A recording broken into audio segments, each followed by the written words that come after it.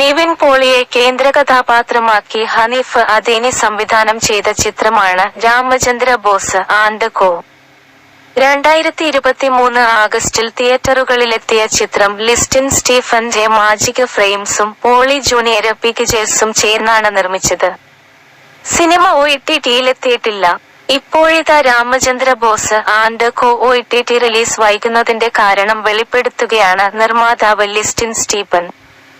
OTT സ്ട്രീമിംഗുമായി ബന്ധപ്പെട്ട ചർച്ചകൾ പൂർത്തിയായിട്ടില്ലെന്നും വിലപേശലുകൾ നടന്നുകൊണ്ടിരിക്കുകയാണെന്നും ലിസ്റ്റിൻ അടുത്തിടെ നൽകിയ അഭിമുഖത്തിൽ പറഞ്ഞു. സിനിമയുടെ OTT റിലീസുമായി ബന്ധപ്പെട്ടുള്ള കാര്യങ്ങൾ തീരുമാനിക്കേണ്ട ചുമതല സഹനിർമ്മാതാവ് കൂടിയായ നിവിൻ പോളിക്കുടെയാണ്. സിനിമയുടെ OTT അവകാശം